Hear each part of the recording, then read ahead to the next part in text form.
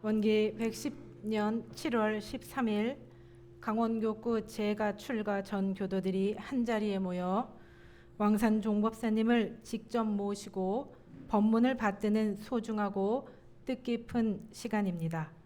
멀고 먼 강원도까지 친히 걸음을 해주신 종법사님의 크신 자비와 정성에 깊이 감사드립니다. 오늘 이 대법회를 통해 강원교구 재가 출가 전 교도가 다시금 마음을 모으고 뜻을 합하여 공부와 사업에 더욱 정진하여 교화의 새로운 바람이 불기를 염원합니다. 바로 이어서 강원도 지역에 두 분 교도님의 공부담 발표가 있겠습니다. 가장 먼저 하실 분은 원주교당의 박세진 교도님께서 공부담 발표하십니다.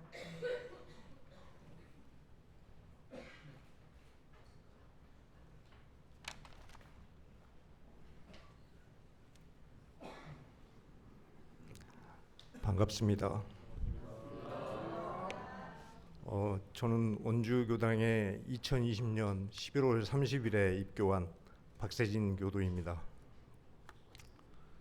어머님을 따라서 불교를 다녔었고 또 친구를 따라서는 천주교도 다니다가 20대 때부터는 이른바 회심한 기독교인으로서 25년 넘게 교회를 다녔습니다. 하나님만 만나면 인생의 문제가 모두 해결될 거라는 생각이 어렸을 때부터 있었습니다. 우연히 지나 서머라나라고 혹시 아시는지 모르겠는데 윤회의 비밀이라는 책을 지으신 분, 멜리 피올이라는 미국의 철학가, 이런 분들의 강의를 접하면서 불교 철학에 대한 어떤 막연한 선입견, 그 다음에 기독교가 최고다라고 하는 생각들이 약간은 좀 옅어졌습니다. 삶을 보는 틀은 더 넓어졌고, 그렇지만은 제 안에 알 수 없는 그런 갈등, 또 갈증은 항상 문제로서 남아 있었습니다. 그러던 중 하나님 앞에서 떠떨어지지 못한 일들도 생겨났고, 잠시 하나님을 떠나서 책임을 좀 회피하려고 하는 그런 경우도 생겼습니다. 그러다가 코로나 시기가 다가왔는데 마음 공부라는 단어를 참 이렇게 묘하게 접하고 보니까 마침 탈출구도 필요했는데 그것이 혹시 해답이 되지 않을까 하는 그런 생각도 들었습니다. 원주교당에 전화를 해서 출석하고 싶다는 의사를 표시했더니 교무님께서는 저한테 교전을 선물해 주시더군요. 여전히 그래도 기독교인인데 처음에는 한 번쯤 그냥 읽어나 보겠다라는 그런 심정이었습니다만 며칠이 지나지 않아서 혹시 이 안에 해답이 있는 거 아니야? 하는 생각에 사로잡혔습니다. 새벽에는 교전을 읽고 퇴근 후에는 교무님들의 강의를 들으면서 하루를 보내는 날이 시작됐습니다. 한 3개월쯤 됐던 것 같아요. 교리의 구조와 용어가 좀 낯설지 않게 되고 좀 정리도 되기 시작했으며 과거에 이래저래 공부했던 철학, 심리학, 과학, 종교 지식들과 참 잘 맞물려서 톱니바퀴처럼 돌아가는 것들을 제 안에서 느끼게 됐습니다. 저도 모르게 무릎을 치면서 아, 이거였네 라고 하는 경우가 제법 있었습니다. 기도하고 성령의 은혜를 사모하였지만 스스로 내면의 힘이 너무나도 부족했던 기독교인들의 현실이 오버랩됐습니다. 하나님은 진리의 다른 이름이라는 그런 생각들이 더욱 확신이 들었고, 기독교 교리도 온불교 교법을 통해서 제 안에서 조화롭게 자리를 잡았습니다. 2021년 2월경부터서는 정전 좌선법을 교무님들의 유튜브 강의를 참 많이도 찾아봤습니다. 홀로 연습하는 시간을 가졌습니다. 그냥 매일 하면 된다라고 주변에서 많이 말씀을 하셨기 때문에 그냥 꾸준히 수행하기로 했습니다. 어느 순간부터 상쾌하고 또 고요한 마음 또는 기쁨이 차오르는 경험도 조금씩 늘어났습니다. 입교 이후 약 3년 동안은 온통 온불교 관련 책자, 서적을 읽고 좌선, 기도 등을 중심으로 하루하루를 살았습니다. 좀 건강도 망가질 정도였습니다. 특히 성리 부분에 흥미를 느꼈고 모두가 내 마음속에서 펼쳐지는 것임을 알게 되면서 진리에 대한 이해가 가속도가 됐습니다. 알고 있는 것과 배치되는 행동을 할 때에는 참 불편하고 견딜 수가 없더라고요. 예를 들자면은 제가 무턱대고 말을 함부로 했던 사람들한테 시간이 지나면 전화를 걸어서 미안하다, 용서하다라고 다시 사과하는 일이 생겼고, 무턱대고 아무데나 이렇게 행동했던 것들이 거슬리면 다시 되돌아가서 그 자리를 정돈하는 일들도 생겼고, 그 전에 제가 아무렇게나 지나왔던 저희 습성들을 돌아보면서 아, 이건 아니지 하면서 스스로 진리 앞에서 다시 기도하면서 회개하던 시간들도 늘어났습니다. 결국은 변화의 길을 제가 간 게 아니라 변화의 길을 갈 수밖에 없더라고요. 말과 행동이 조금씩 변하는데 가족들이 반응이 가장 빨리 옵니다. 아내가 인정해주고 자식들이 아빠를 자랑스럽게 생각합니다. 그러면서 문제와 사건에 대처하는 힘도 생겨났습니다. 감정의 기복에 무력화했던 마음은 중심을 잡았고, 문제와 사건이 있을 때 평온함이 제 안에 있는 것을 발견했습니다. 참 많이 변했죠. 결국 대종사님의 교법을 만난 것은 엄청난 축복이었습니다. 무질서한 질서와 복잡했던 내면의 이해가 정리가 되어지기 시작했고요. 지금은 대소유무의 이치 유의 12일을 건설한다는 말씀이 가슴에 자리 잡고 저의 행동의 준칙이 되었습니다. 이 길이 제가 만나는 하나님 길이라고, 하나님 만나는 길이 아니었을까 하는 생각도 해보고요. 성불제중의 이 길이 바로 그 길과 일치한다는 그런 생각도 해봅니다. 오늘같이 이렇게 귀한 시간에 앞서서 진리의 자녀로서 살아가고자 하시는 이 교도님들 앞에서 이런 말씀 드릴 수 있어서 굉장히 영광입니다. 정말 함께 정진해서 진리와 개합하고 매일같이 은혜를 생산하는 그런 창조로서의 삶, 그리고 삶의 주인공으로서 살아가시길 염원하며 이 발표를 마치겠습니다. 감사합니다.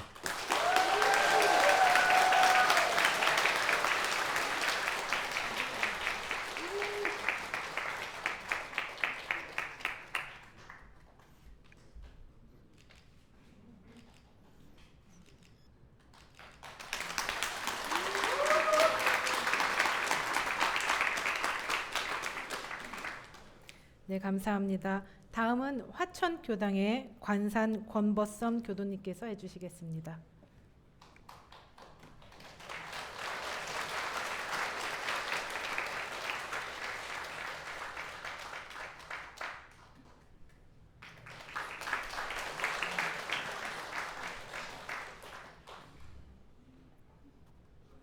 네, 반갑습니다. 화천교당 권법선입니다.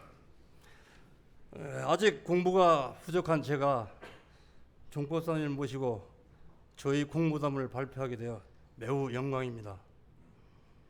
저는 원기 68년 11월 16일에 저도 모르는 사이에 아내 손수견 교도의 연원으로 이곳 춘천교당에서 입교되었습니다. 또한 저희 아들 세진이와도 입교 동기입니다. 당시만 해도 저는 원불교가 생소했고 가끔 사이비 종교라고도 하고 아무것도 없는 텅 빈 종교라고 아내를 놀리기도 했습니다. 그렇지만 아내와 아이들이 교당에 나갈 때면 승용차로 교당까지 태워다 주고, 그럴 때면 저는 교당 앞에서 주차를 하고 차 내에서 교무님의 설법을 듣곤 했습니다.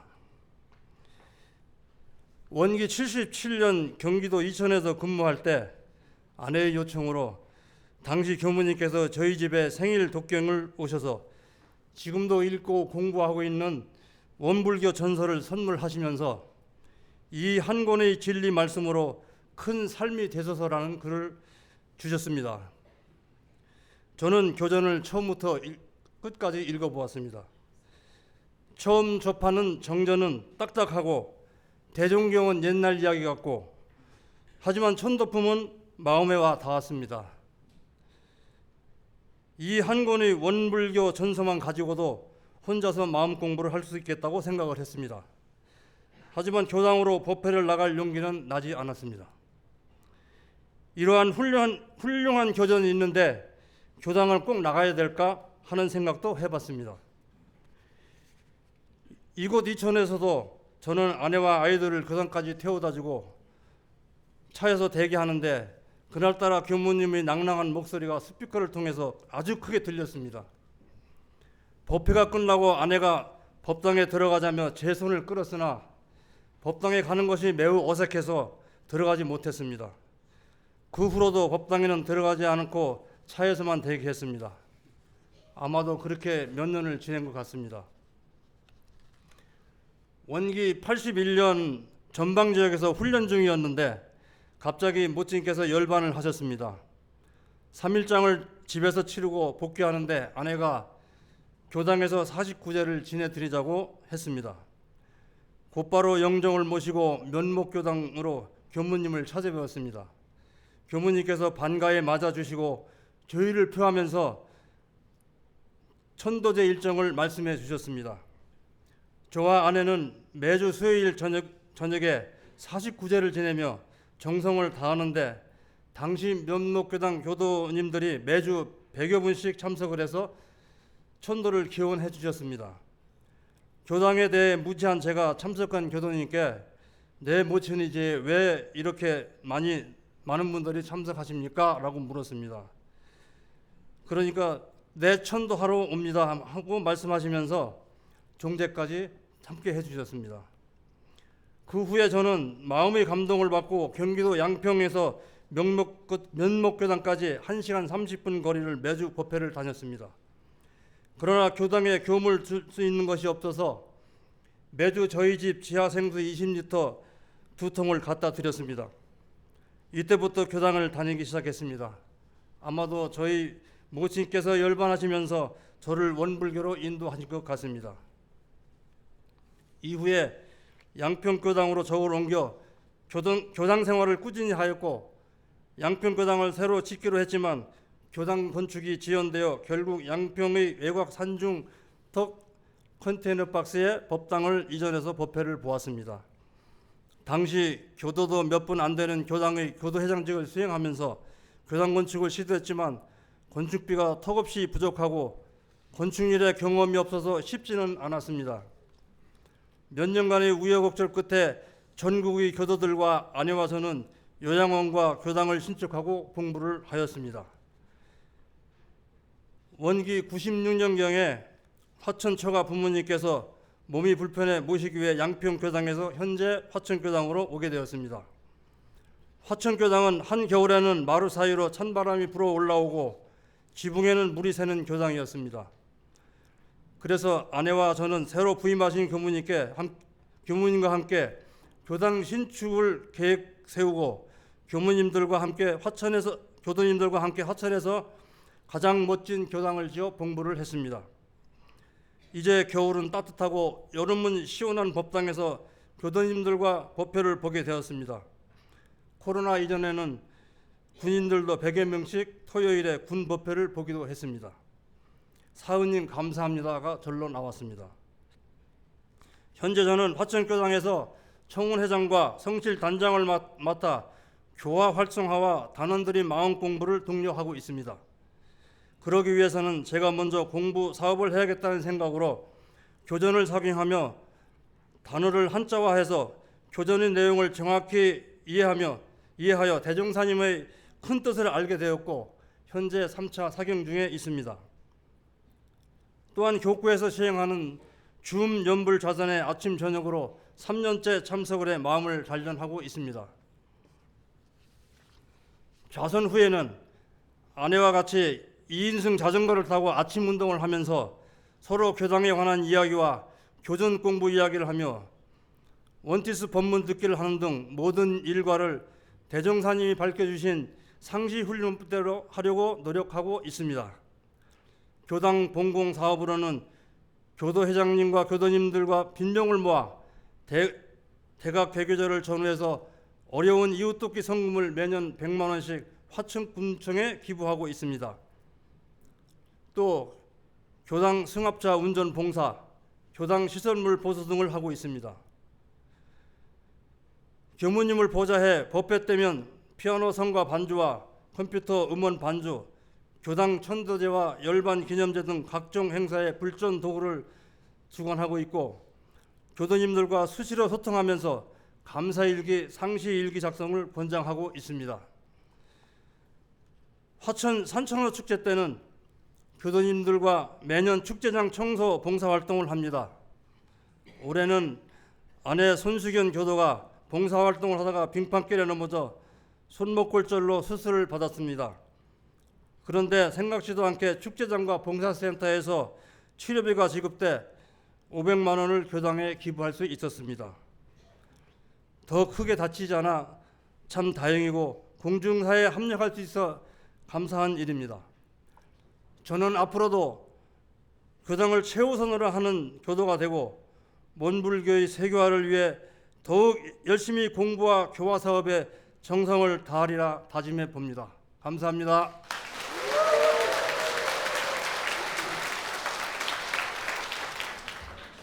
네. 함께 우리 열심히 연습했습니다.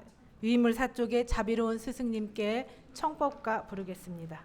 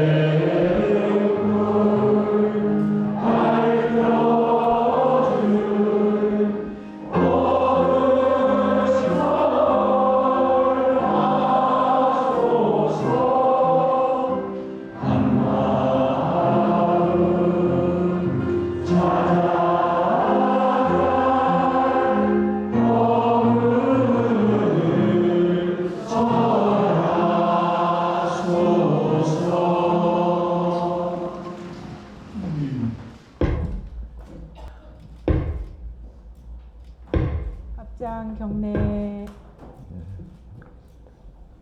반갑습니다. 이렇게 한 자리에서 뵙게 돼서 더욱 반갑습니다.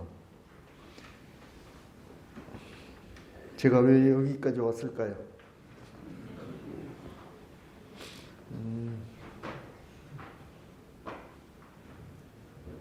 와야겠다는 마음을 낸 지는 꽤 오래됐습니다. 작년 11월 3일에 종법사 취임식을 하고 그때도 전국에서 교도님들이 총부에 많이 모이셨죠. 돌아가시면서 많은 교도님들이 신년에 할애를 열면 또 올 테니까 꼭 신년 할애를 복원해 주십시오. 그렇게 부탁을 하고 가셨습니다. 그동안에 코로나로 인해 가지고 대중들이 한자리에 많이 모이는 것이 어렵게 됐고 그 밖에도 여러 가지 형편상 신년 할애 행사가 중단이 됐었습니다. 몇 년 동안. 그런데 교도님들이 많은 분들이 그걸 원하시고 그래서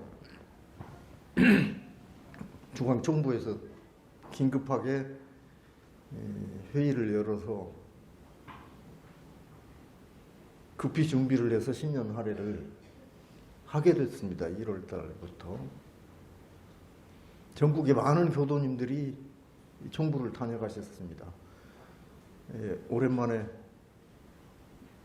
새해를 맞이해서 성지를 순례하고 또 법동지들과 함께 1년을 마음 가운데 설계하고 종법사님을 비롯한 스승님들 법문도 받들고 이렇게 하는 것이 그동안 우리가 오래도록 해오던 아름다운 전통이었습니다. 아마 그동안 좀 중단된 곳에 갈증이 많이 있으셨던 것 같습니다. 생각보다 많은 교도님들이 다녀가셨습니다. 그런데 강원교구의 교도님들은 못 오시더라고요. 아마 다른 분들과 마음이 같았을 텐데 사실 1월 달에 강원도 지역에서 움직이는 건 쉽지 않죠. 우선 계절적으로 눈이 많이 오는 계절이고 날 받았다가 또 낭패를 당할 수도 있고, 더더구나 날이 좋아도 거리가 멀고 도내에서도 거리가 먼데 그 익산까지 내려오시는 건 쉽지 않았을 것으로 제가 이해가 됐습니다. 어려우시구나. 많이들 한 번쯤 다녀가고 싶으셨을 텐데, 제가 그걸 이제 알아차리고 일정을 잡아서 강원도를 오기로 마음을 먹었습니다. 이제 대강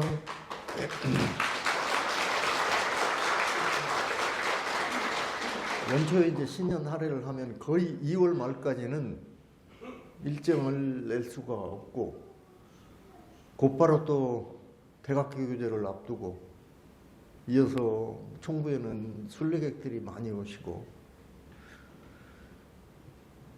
그러다 보니까 이 더운 여름에 오게 됐는데 여름에 오길 잘한 것 같습니다. 확실히 이곳이 시원합니다. 저는 여러분들 덕분에 더위를 피해서 공기 좋고 아름다운 강원도에 오게 되고, 또 저는 우인 훈련원에 주재하면서 저희 시봉진들과 함께 교당을 그냥 순방을 하면 좋겠다 이렇게 생각했어요. 그러면서 각 교당 교도님들도 좀 가까이서 뵙고, 또 저는 저대로 정신적으로 좀 수양도 좀 하고 이런 기간을 가지려고 했는데, 제가 온다니까 여러분들이 또 이렇게 한자리에 다 모이셨습니다. 근데 오랜만에 이렇게 모이시니까 또 흩어져 있던 법동지들 한자리에서 뵙게 돼서 아마 여러분들도 얼굴들이 화색이 만면하신 것 같습니다. 아마 그런 이런저런 여러 가지 과정들을 생각할 때 우리들 한 사람의 마음이 매우 중요하다 하는 생각을 하게 됩니다. 제가 주인 본문에서부터 마음을 하나로 세상을 은혜로 제목을 걸고 말씀을 드렸는데, 실은 당선자 발표한 뒤에 일주일 만에 주인 본문을 요청했습니다. 일주일 만에 준비하라고 해서. 왜냐하면 대사식 준비는 이미 예정되어 있는 것이기 때문에 총부에서는 이미 반년 전부터 다른 모든 준비는 다 끝나 있고, 종법사가 결정이 돼야 마지막으로 법문을 완성함으로써 이제 행사 준비가 끝나는 겁니다. 그래서 급하게 그동안 제가 평소에 마음에 간직하고 있던 저의 소망과 더불어서 역대 종법사님들께서 취임 법문을 어떻게 하셨나 쭉 다시 한번 공부를 하게 됐습니다. 일관된 흐름이 있었습니다. 대종사님께서 물질이 개벽되니 정신을 개벽하자는 표를 내걸고 세회상 원불교를 여실 때부터 법통을 이으신 정산 정법사님과 대산 정법사님, 그 뒤에 지금 생존해 계시는 세 분 상사님들, 글이나 말씀으로 표현된 것이 약간 다를 뿐 거기에는 맥맥히 흐르는 가장 중요한 한 가지가 있다고 느꼈습니다. 저는 그 한 가지를 선사님들의 경륜을 받들어서 마음을 하나로 세상을 은혜로 이렇게 정해봤습니다. 여러분들 오랫동안 교도 생활을 하셨으니까 대종사님께서 대각하시고 세상을 여신 가장 근본적인 개교의 정신, 그 정신을 각자 나름대로 실천하고 대종사님을 닮아가고 또 그것을 우리 사회에 구현하기 위해서 살아가고 계시는데, 각자 마음속에 그런 마음의 표준을 간직하고 계실 것으로 생각이 됩니다. 저는 저의 그 마음을 하나로 세상을 은혜로 이렇게 여러분들에게 표현해서 말씀을 드린 겁니다. 취임한 지 몇 달 지나지 않아서 한 11월 3일이니까 2달 만에 새해를 또 맞이했습니다.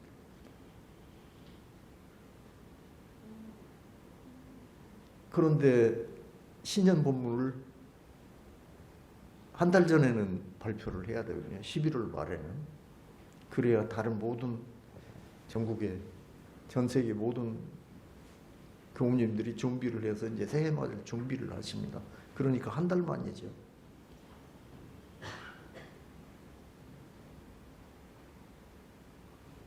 제가 또 다른 말씀을 드릴 수 있을까 싶어서 같은 마음으로 우리 모두 하나 되어 감사하고 봉헌하자, 이렇게 제목을 정했는데, 사실은 한 달 전에 말씀드린 내용과 한 달 뒤에 드릴 말씀이 다르지 않죠. 말과 글만 약간 다를 뿐입니다. 이 말씀을 드리는 것은 우리가 원불교 교도가 된 이상 소태산 대종사님의 개교 정신에서 벗어날 수 없다. 그 정신에서 어긋나면 원불교 교도라고 할 수 없다는 생각을 저는 놓지 않고 살고 있기 때문에 아마 제가 여러 말씀을 드리고 다른 곳에서 그 지역과 인심에 맞춰서 많은 말씀을 드리지만 결국 마지막 도달하고자 하는 곳은 그 소태산 대종사님의 개교 정신이다. 이렇게 표준을 잡고 그때의 상황과 장소에 맞는 말씀을 드립니다. 이제 오늘 드리고자 하는 말씀도 근원적으로는 그에 다르지 않습니다. 결국 대종사님께서 대각하시고 세상을 여신 근본 정신을 구현하기 위해서 우리가 무엇을 해야 될 것인가? 개교 정신을 나 스스로 오롯이 몸과 마음으로 체득해야 되고, 그것을 나 한 사람의 체득으로 그치지 않고 내가 사랑하는 가장 가까운 사람들을 비롯해서 많은 사람들에게 함께 그 은혜를 나누고, 또 더 나아가서 일체 생명과 더불어서 모두가 광대무량한 낙원 세상에서 함께 이 법운에 즐기도록 해야 된다고 하는 대원칙에는 누구나 다 동의를 하실 거라고 생각이 됩니다. 그래서 오늘도 똑같은 말씀을 또 드립니다. 그 개교 정신을 구현하는 길이 각자 처지와 상황과 시대에 따라서 많지만은 저는 오늘 3가지로 그 실천 표준을 말씀드리자고 하는 겁니다. 그 첫째가 주인 정신으로 살자는 겁니다. 주인 정신으로 사는 것은 우리 교법 정신에 입각해 보면 핵심적인 두 가지 요인이 있습니다. 자기 스스로 자기의 주인인 정신이 주체가 돼서 살아야 된다고 하는 것이고, 그것을 우리 삶의 현장에서 실천하는 것은 당하는 곳마다 언제 어디에서든지 세상 어느 곳에 처하든지 주인의 심경으로 살아야 된다고 하는 것입니다. 이 대종사님께서 깨달으신 이론상의 진리, 그리고 그 이론상의 진리를 통해서 구현하고자 하는 이 정신개벽, 그것이 참 문명세계, 그것을 실천하는 첫 번째 덕목을 주인정신이라고 본 겁니다. 대종사님께서 이론상의 진리를 깨달으면 이것을 알게 된다. 그리고 그것을 안 사람은 어떻게 살아야 된다고 하는 내용을 이제 정전의 이론상장에서 자세히 밝혀주셨습니다. 대종사님께서 가장 먼저 발표하신 건 이론상 서원문입니다. 우리가 늘 외우고 있는 이론상 서원문. 그 서원문의 바탕에서 교리적으로 체계화된 것이 정전의 이론상 편이에요. 이론상 진리, 신앙, 수행, 이론상 서원문, 이론상 법어, 이론상 개송까지. 그래서 그 진리를 깨달으면 무엇을 알게 되는가?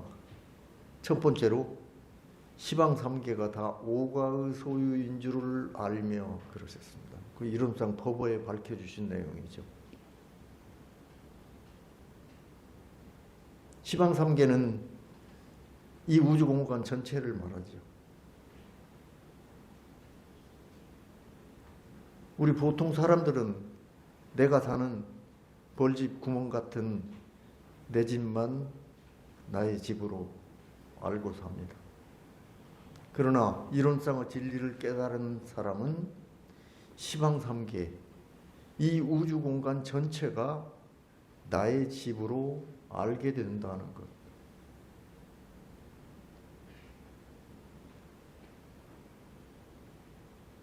그 진리를 깨달은 사람은 이 우주공간 전체가 내 집이니까 내가 주인일 수밖에 없는 것이죠. 이게 주인이 주인 노릇을 하려면 정신의 주체를 확립해야 되는 거예요.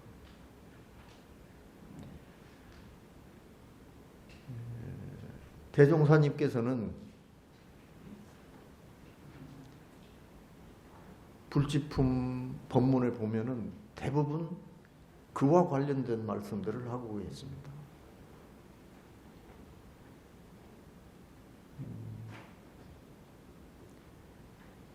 20장에 보면 큰 우주 본가에 대한 말씀을 하셔요.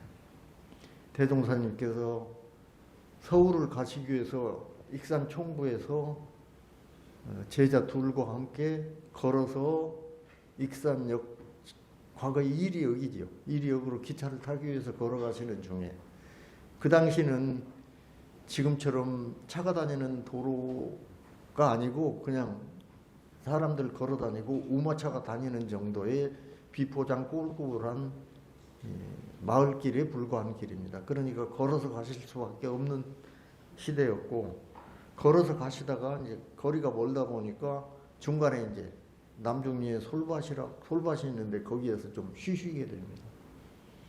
쉬는데 저도 어릴 때 이제 그 솔밭을 지나다녔습니다. 학교 다닐 때.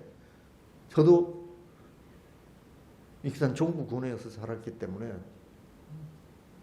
중학교 때부터 동일이역까지 한 6km, 7km 정도 되는 그 길을 책가방을 들고 거의 달리다시피 뛰다시피 해서 학교를 다녔 길입니다.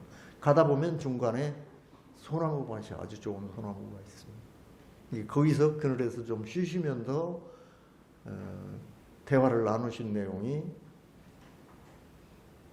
큰 우주 본가라는 본문에 실려 있습니다. 거기에서 이제 제자 한 분이 소나무가 워낙 좋으니까 이 소나무를 정말 아름답습니다. 이 소나무를 우리 총구 도량으로 좀 옮겼으면 좋겠습니다 하는 말씀을 여쭈니까 대종사님께서 혀를 차시면서 이 총구 도량과 이 남중리가 서로 한 집안인데 그걸 굳이 꼭 옮겨놔야만 되겠느냐? 너는 그렇게 좁은 살림을 하느냐? 큰 우주 본가를 아직도 모르느냐? 이렇게 이제 하신 내용은 본문이 실려 있습니다.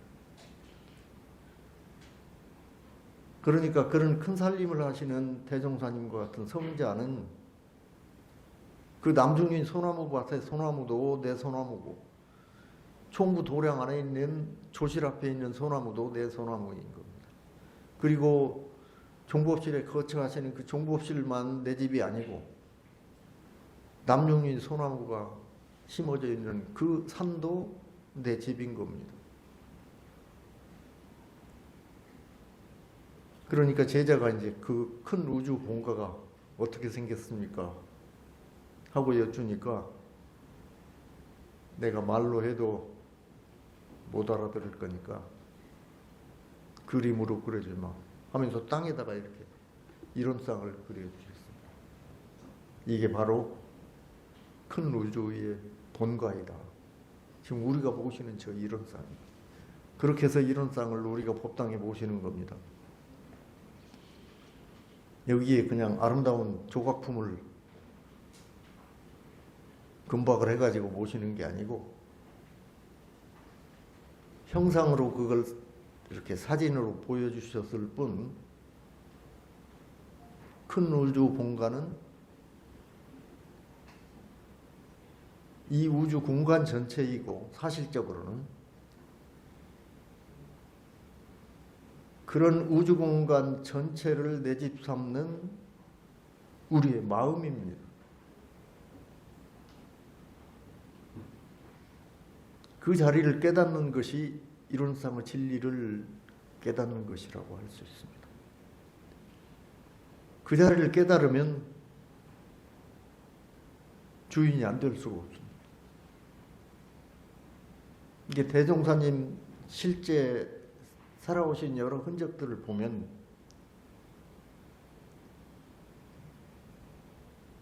전체 우주 공간을 내 집 삼고 사신 주인으로 사신 겁니다.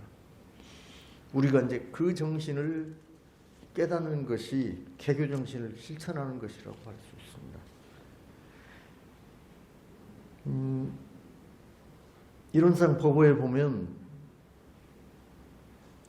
이론상의 진리를 깨달으면 우주 만물의 이름은 각각 다르나 둘이 아닌 줄을 알며 이론상 진리를 깨달은 사람의 정신 차원은 이제 두 번째 모습입니다. 사실은 그 정신 차원은 여럿으로 나뉠 수가 없는 것이기 때문에 원래 우리의 한 마음이에요. 마음을 하나로 했을 때의 그 본래 마음 한 마음입니다.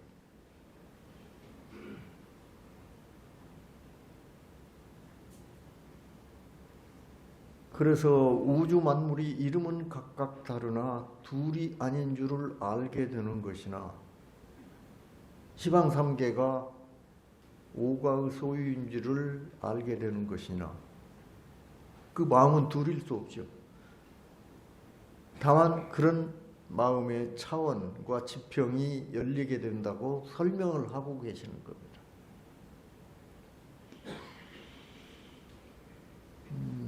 정산종사님께서는 보유에 계실 때 9년 동안을 거의 병석에서 종법사직을 수행하셨습니다. 그러니까 이제 병환이 깊어지셔서 이제 와병 중에 계실 때가 말년쯤에 이제 상당히 많으셨는데 결국은 이 병환으로 돌아가실 때까지 종법사에 계셨으니까요. 저는 어렸을 때 제가 12살 됐을 때 정산종사님께서 돌아가셨습니다. 그래서 어릴 때 도량 안에서 늘 할아버지처럼 뵙고 살았어요. 그런데 그 정법사님께서 병석에 누워 계실 때, 요즘도 그렇습니다만 환자 병실에 이렇게 화병도 갖다 놓고, 그때 아마 제자들이 누워서 계시니까 무료하시니까 금붕어 노는 어항도 갖다 놓고,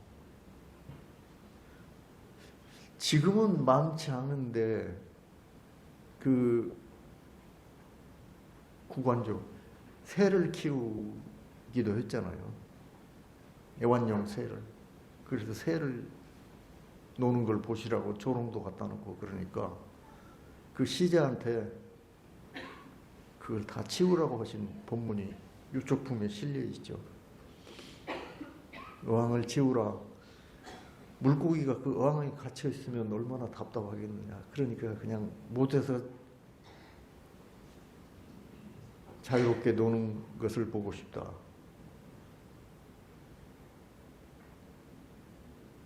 이게 화병을 치우라고 하는 것도 그냥 정원에 피어있는 그 모습을 그대로 보고 싶다. 갇혀있는 새를 풀어주고 그것도 마음껏 날아다니는 모습 그대로를 보고 싶다. 그렇게 시자에게 당부하신 법문이 법어 유축편의 마지막 부분에 실려 있습니다. 이제 이런 그 정신 차원, 이런 그 마음의 도량을 갖게 되는 것은 결국 이론상 진리를 깨달아서 우주 만물의 이름은 각각 다르나 둘이 아닌 줄을 알게 된 사람들의 그 심량입니다. 마음은 형상이 없어서 넓히기로 하면 이 우주를 감싸고도 남고요. 우리가 좁은 마음을 쓰기로 하면 바늘구멍만도 못한 마음을 가질 수도 있는 겁니다.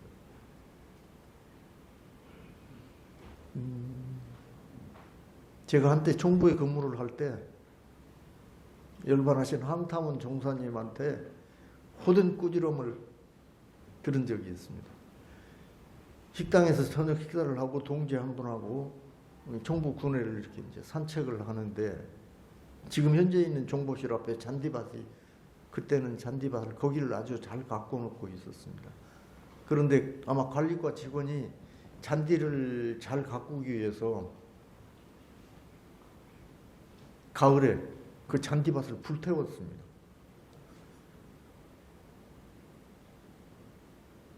저희는 뭐 아무 관련이 없죠. 잘 모르는 일이고 식사하고 산책하다가 우연히 그 불태운 잔디밭 앞에서 황타원 종사님이 서서 계시다가, 그게 이제 얼마나 걱정이 되셨는지 저희 지나가는 저희들 불러가지고 누군가를 이걸 가르치고 깨우쳐줘야 되겠다 하는 마음이 있으셨던 것 같아요.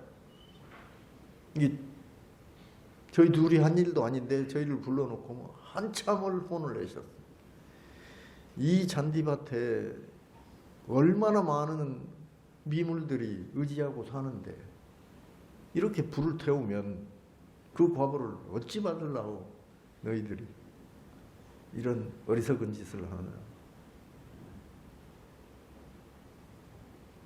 그 밖에도 여러 차례가 있습니다마는 그 뒤에 황타원 종사님 일화를 전해 들으면 교당에 갔다가 옛날에 시골집에서 겨울에 설거지를 하고 그냥 설거지물, 뜨거운 물을 하수구에 이렇게 버리면 불호령을 내리셨다.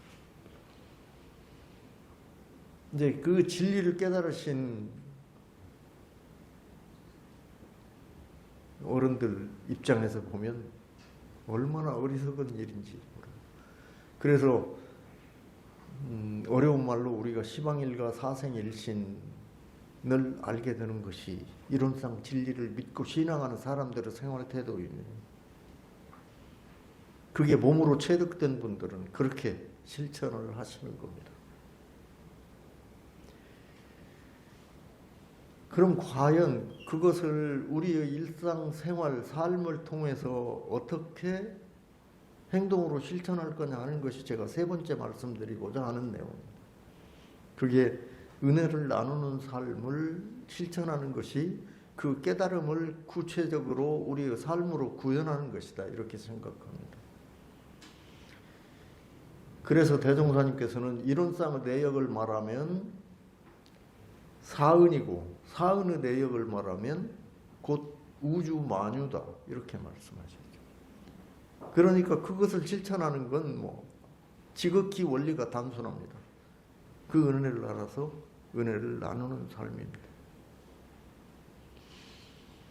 이 한 사람의 작은 선행, 우리들이 가끔 가다 베푸는 착한 마음, 또 선한 행동, 이것이 나를 감사와 은혜로 충만하게 하고, 그로 인해서 많은 사람들이 감명을 받고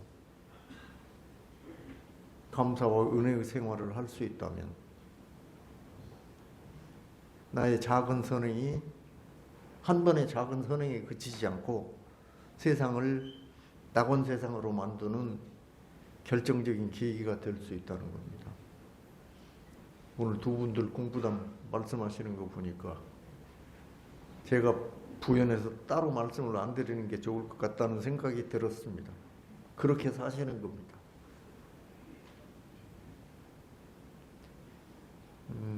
제가 작년 11월 말일에 인터넷 신문에서 기사를, 아주 가슴이 찡하는 기사를 본 적이 있습니다. 소설가 소재원이라고 하는 작가가 있습니다. 그 작가가 자기 SNS를 통해서 글을 하나 발표했는데, 제목이 20년 전 저에게 책 한 권을 선물한 그분을 찾습니다 하는 내용입니다. 가정 형편이 어렵고 그래가지고 서울역에서 노숙자 생활을 했었답니다. 20여 년 전에. 그런데 원래 글쓰기를 좋아하고 가까운 서점이 서울역 근처에 있는 서점에 가서, 서점은 깨끗하고 시원하고 책을 마음껏 볼 수 있으니까 책을 보러 계속 다녔답니다. 그러니까 노숙자 생활하는 사람이 와서 서점에 와서, 깨끗한 서점에 와서 책을 보니까 서점 직원 한 사람이 그만 좀 오세요, 냄새납니다 하고 나가라고 했답니다. 그렇게 발길을 돌리고 돌아 나오는데 다른 직원이 저기요 하고 부르는 거예요. 잠깐만요. 불러서 올 때마다 이 책을 계속 보시더라고. 그러면서 이 책 제가 한 권 선물할게요. 이렇게 책 한 권을 선물을 했습니다. 그 선물을 받고 돌아 나오면서 이 작가가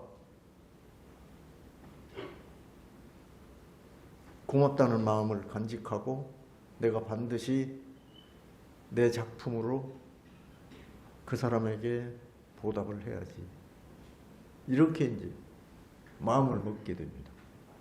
그래서 그 뒤에 실제로 유명한 작가가 돼서 베스트셀러, 아직도 상당히 알려진 작가가 됐습니다. 시간이 더 가면 그분을 못 찾을 것 같다고 기사를 낸 겁니다. 근데 다른 건 중요한 게 아니고, 그 서점 직원 한 사람의 선한 행동이 어떻게 보면 사소한 일일 수 있습니다. 그런데 그 사소한 선행이 소재원이라는 작가를 탄생시켰다, 이렇게 볼 수 있죠. 한 사람의 인생을 뒤바꿔 놓은 거죠. 근데 한 사람의 인생을, 그 한 사람을 인생을 바꾼 것에 그치지 않고, 소재원 작가가 그 여타에 발표하는 모든 작품들은 말할 것도 없고, 그 짧은 SNS에 올린 글을 보는 저의 마음을 울컥하게 했고, 아마 그 소식을 접한 많은 사람들이, 아, 이 작은 선행이 사람들 마음을 이렇게 울릴 수 있구나 하는 것을 느꼈을 겁니다. 그래서 우리가 은혜를 나누는 사소한 일처럼 보이는 우리들의 작은 선행이 결코 작은 일이 아니다. 그냥 속담처럼 어느 구름에 비 올 줄 모르는 겁니다.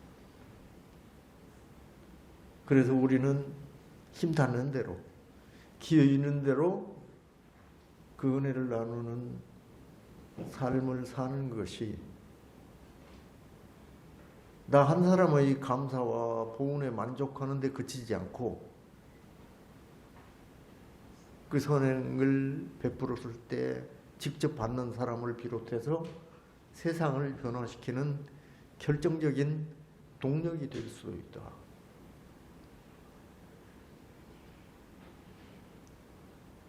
그래서 우리는 원망생활을 감사생활로 돌려야 됩니다. 이론상 법어의 마지막에 보면 이 원상은 진리를 각하면 원만구족하고 지국무사한 것인 줄을 알리로다. 그리고 작은 원상들을 하나하나 그리시면서 이 원상은 눈을 사용할 때 쓰는 것이니 원만구족한 것이며 지국무사한 것이로다.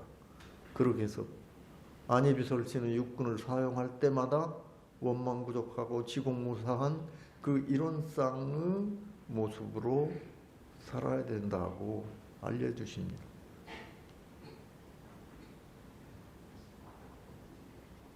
이게 소태산 대종사님께서 세유상 원불교를 열어서 일체 중생을 구원하고자 하신 그 뜻은 우리가 이미 이론상 진리가 어떻다고 대종사님께서 다 밝혀주셨습니다. 우리는 그 자리를 깨닫기 위해서 일생한 이 영생을 통해서 노력을 하지만 그 깨달음의 길은 보통 사람들로 요원하게 느껴질 수 있습니다. 하지만 우리의 믿음이 철저해서 그 이론상의 진리가 그 모습 그대로 나의 마음이 되고 나의 삶이 된다면 그 깨달음과 나의 철저한 믿음은 결코 둘이 아니다 생각합니다. 그래서 우리는 이미 밝혀주신 이론상의 진리에 대해서 우리가 늘 마음속으로 서원하는 이론상 서원문처럼 이론의 위력을 얻고 이론의 체성에 합하는 그런 삶을 사는 것이 우리 원불교인들의 정체성이다 이렇게 생각합니다. 네. 오늘 이렇게 한 자리에서 만나 뵙게 돼서 더더욱 반갑습니다. 또 다른 자리에서 또 다시 뵙도록 하겠습니다. 네, 감사합니다.